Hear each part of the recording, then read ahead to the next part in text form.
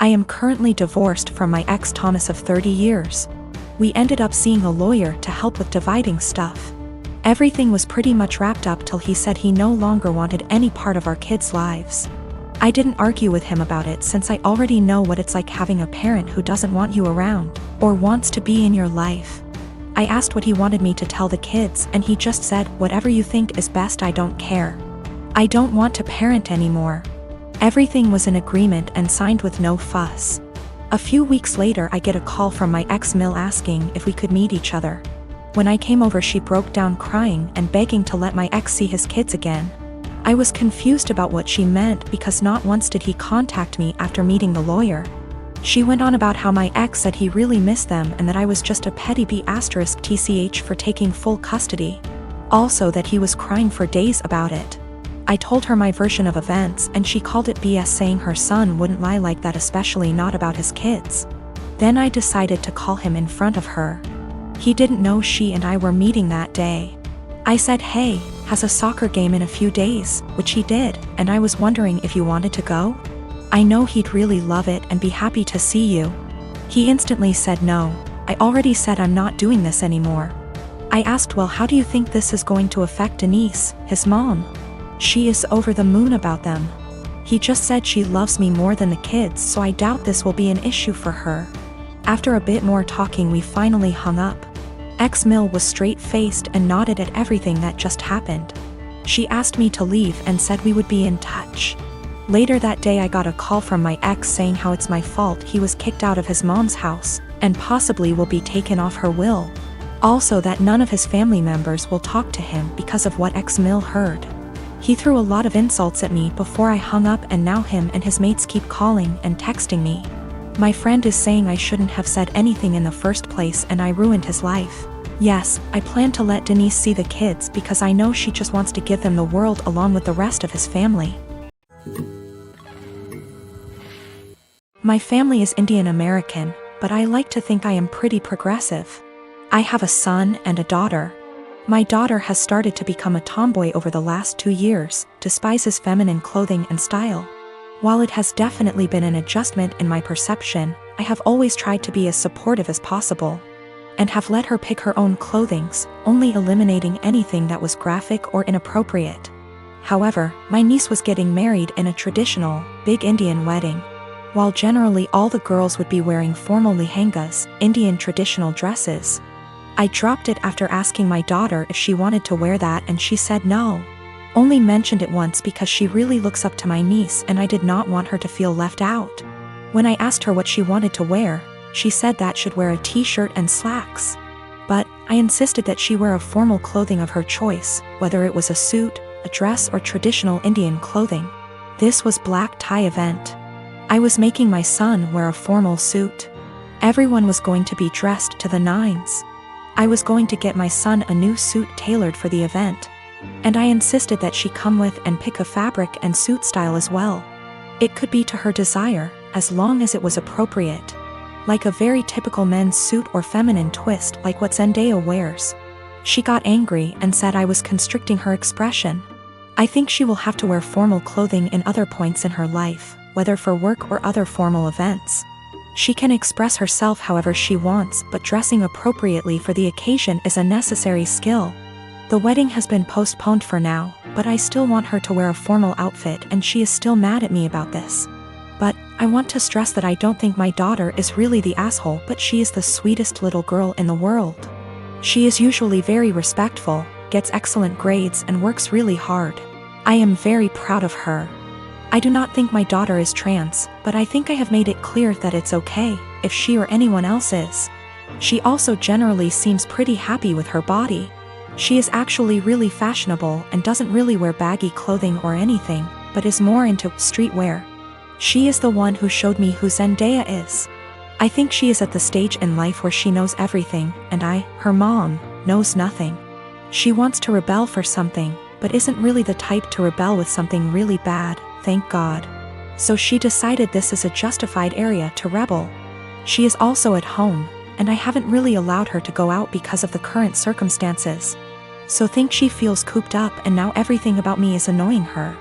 I have decided to take a hard stance on because my daughter really wants to go. She loves her cousin and my family, and she is a really social person who would love weddings. Telling her not to go would hurt her, I think, and would be counterproductive in the long term. This is the first wedding in our family and the first time my kids will see a traditional Indian wedding.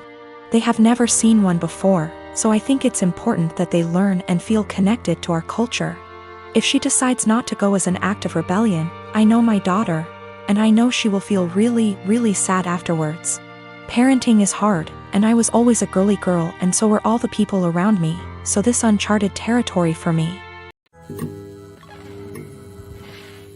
I'm a 28 and I have a sister. For the sake of story, I'll just call Jane.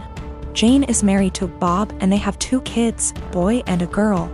My niece and nephew are wonderful kids and no trouble at all. They fight as siblings do, but nothing big. I love them. Now for about 2 years, I did live with my sister. It was a miserable time that really affected our relationship.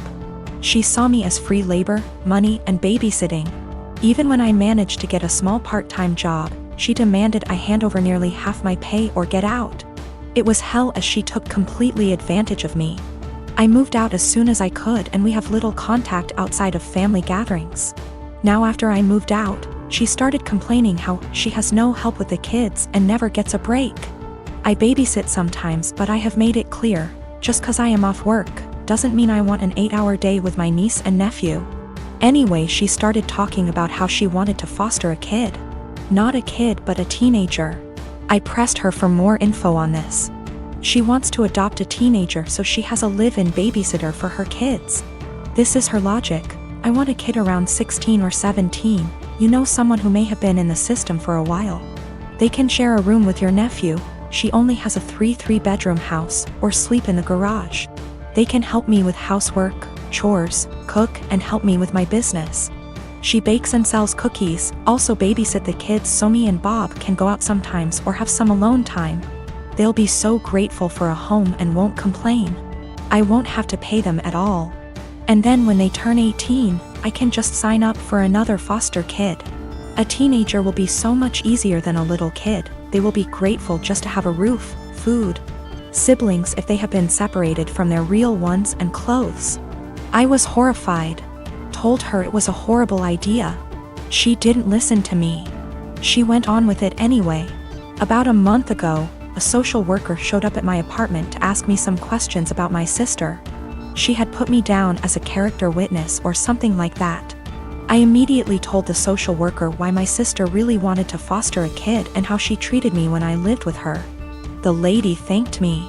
My sister called crying, saying that she wouldn't be considered for any adoptions or fosters. The social worker told her that they felt her home and her weren't a good fit. She asked if I said anything, and I told the truth. She went off on me, hung up, and we haven't spoken since. She has sent some angry texts. A couple family members are on her side. They think foster kids are dogs or something and would be so happy just to have a roof and would gladly do all the housework. No child is in control of the circumstances that may have landed them in the foster care system. They are children and still human. They deserve a loving home and care. Do right by a foster kid. Since my wife and I got married 3 years ago, things have been off. I know that people grow and change with time, but around our wedding, my wife changed drastically. She bleached her dark brown hair blonde right before the ceremony. And I honestly thought I was in the wrong church for a split second when she came down the aisle. We moved into our house right after the honeymoon, and she went into full domestic mode. We'd shared cleaning duties before, but once we moved into the house, she became insistent on doing everything before I could even get to it. Since this is our first house, I thought it was some kind of homeowner nesting thing, but it never stopped. Her hair color is none of my business, and I think most people would be happy not to have to clean.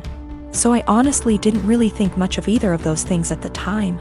The big thing has always been how closed off she got after the wedding. When we were dating, she'd tell me long rambling stories about her feelings and rant to me when she was upset and all that. And I liked hearing about what was going on inside her head. After the wedding, that stopped pretty abruptly. If I ask her how her day is, she will only ever tell me that it was fine or super. She doesn't talk to me about her feelings anymore, ever, even when I explicitly ask, "How do you feel about X?" She also stopped telling me about anything important that happened to her. About a year after we got married, her grandfather died. Did she tell me she'd lost her grandfather? No. She told me that she had to go to a conference for work on the other side of the country, which I thought nothing of. On the second day she was gone. Her older brother texted me to tell me that my in-laws had really missed seeing me at the funeral. When I called her to ask why in the ever-loving hell she didn't tell me, and then lied about it, all she would say was, "I didn't want to trouble you. You have a lot on your plate." After that, she went on a couple of spontaneous family trips. She's really close to her family, so the first time she said she was going camping with her brother at their alma mater. I didn't think a lot of it other than to be slightly disappointed and confused that I wasn't invited. Because her brother's cool and the three of us go camping together a lot. But the second time, I started hearing alarm bells. I'd like to say I'm a more secure man, but after the second spontaneous family trip, my wheels started spinning and I started to think that maybe she was cheating. This was a weird insecurity in the back of my mind for a while, since she wasn't showing any other big signs of cheating. She wasn't guarded about her phone and hadn't changed her routine / appearance. A few weeks ago, she told me she was pregnant.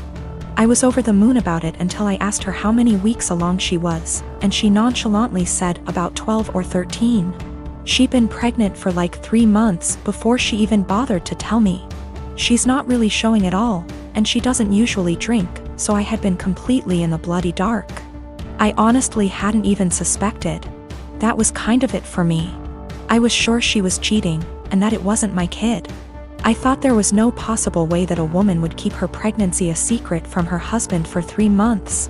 So I snooped. Yes, I know I was wrong, but I wanted proof that she'd been having an affair before I moved out.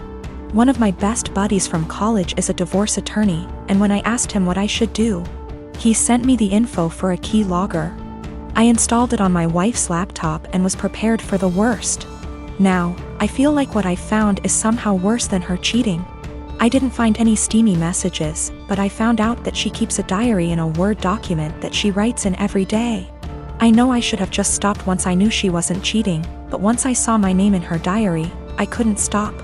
I read all of it. All 7 separate documents, going back to way before we'd even met. Turns out she's not cheating. She's depressed, hates herself, and has absolutely no trust in me. All of the stuff I've been confused and bothered by has some kind of sad, self-loathing explanation. She hates having blonde hair, but she writes, "I know he'd divorce me if I went back to being a brunette."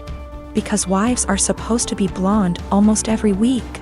The "wives are supposed to be" thing is tangled up in everything. She thinks wives are supposed to be quiet, which is why she doesn't talk to me anymore. She thinks wives are supposed to make things easier for their husbands, not harder. Which is why she didn't tell me when her grandfather died. It just goes on and on and on. She didn't tell me when she got a huge promotion and a raise because he'd leave me in a heartbeat if he knew I made more money than he does. Men can't handle that. It hurt to know that she thinks of me as some kind of one-dimensional 1950s husband. And I've been racking my brain to think of anything I could have done to make her think this way. What I can't handle is that she'd lied about the big stuff. I honestly don't know if I can forgive her for not telling me about the miscarriages. The spontaneous family trips were actually her miscarrying 2 of our children, one at 5 weeks, the other at about 10. She went and stayed with her parents while she was recuperating, and her brother and sister came to support her. But not me. I didn't get to be there for her, because she thinks I would leave her immediately if I knew that she'd killed our children. She's convinced that she caused both miscarriages because she smoked pot for a long time before we got married.